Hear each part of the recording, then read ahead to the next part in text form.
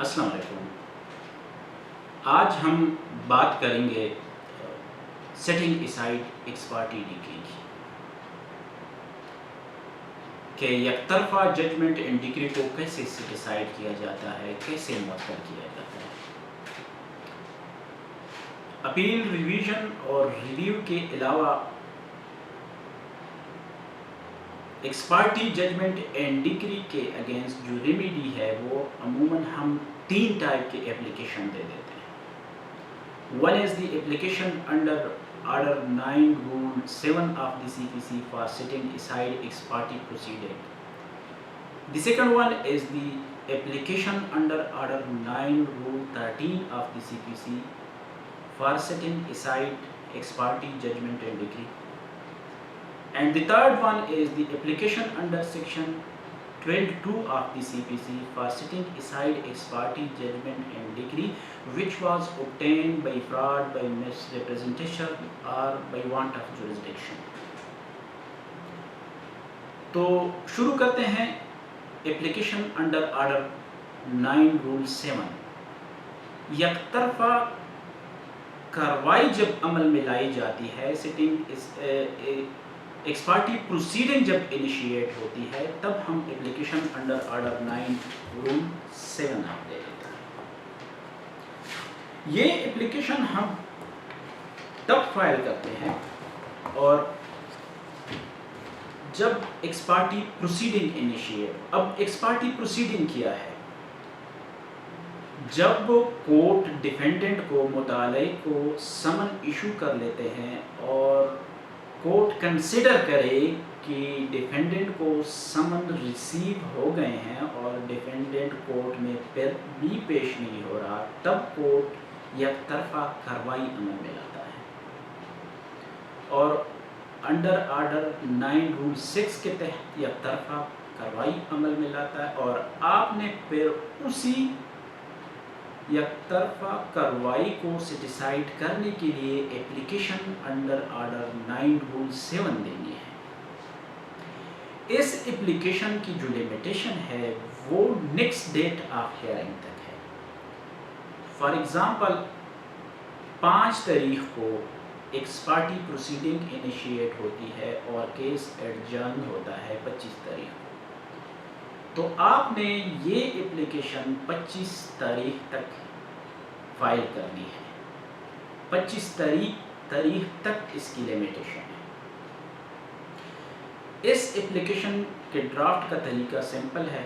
Court کا نام لکھنا ہے، پارٹیز نیم اور ریزن بتانا ہے. سفیشینٹ کاز اگر کورٹ کو شو کیا جائے تو پھر کورٹ ود کاسٹ بھی سیٹیسفائڈ کر سکتے ہیں اور ڈسکریشن آف کورٹ ہے وہ ہم سیٹیسفائڈ کر لیتے ہیں.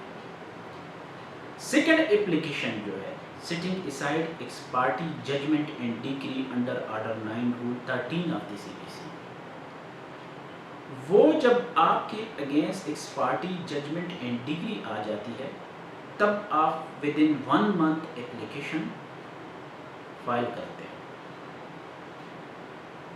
اس اپلیکیشن کی لمیٹیشن 1 ماہ تک ہے.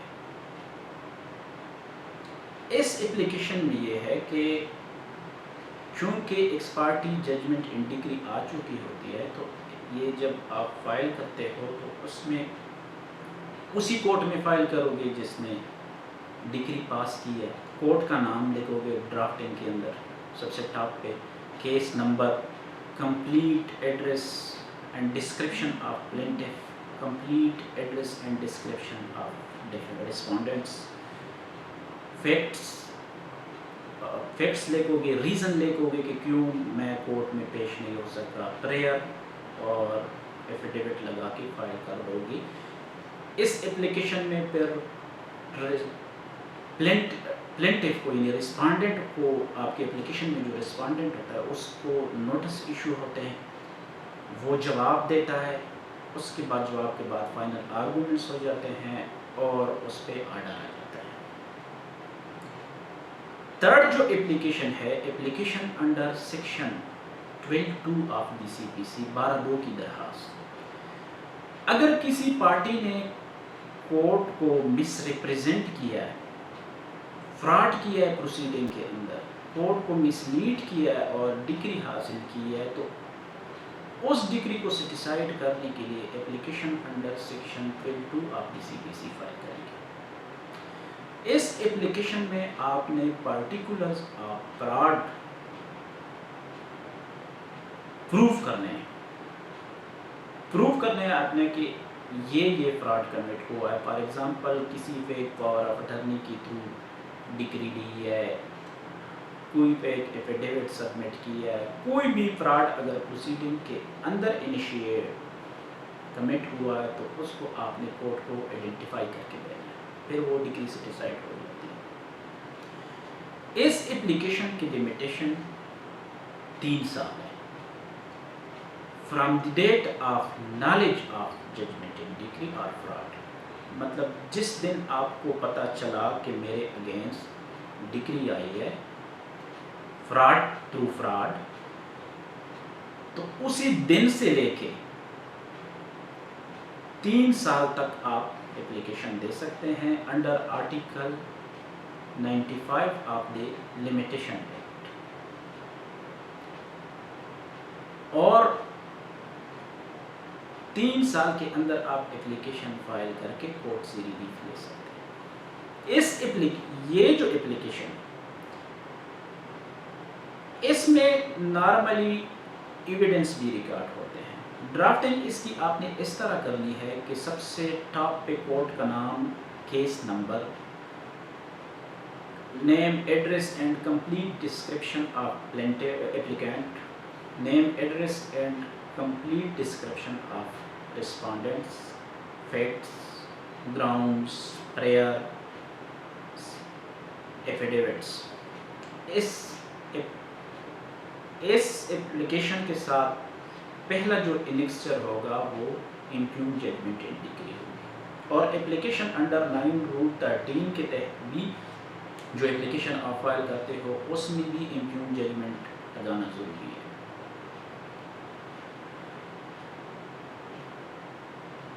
12(2) کی اپلیکیشن کے بعد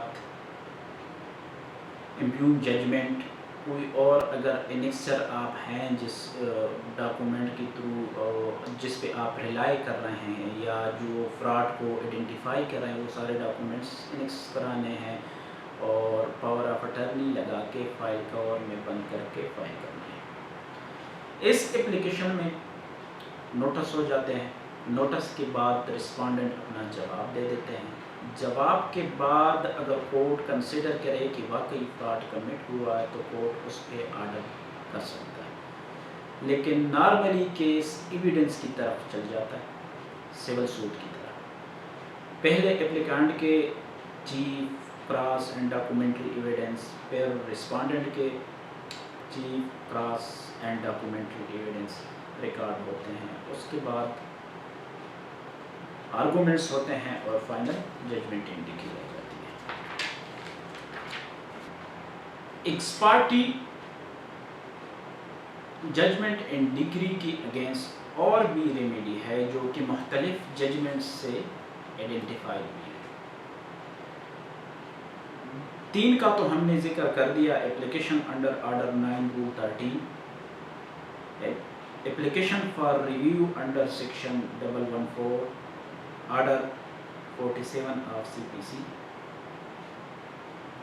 appeal under section 96 of CPC، application under section 12 of the CPC، اور کچھ کیسز میں ریویژن کا بھی حوالہ دیا ہے کہ ریویژن بھی سیٹیسفائڈ اس پارٹی ججمنٹ اینڈ ڈگری کے اگینسٹ فائل ہو سکتی ہے۔ امید ہے یہ ویڈیو آپ کو پسند آئی ہوگی۔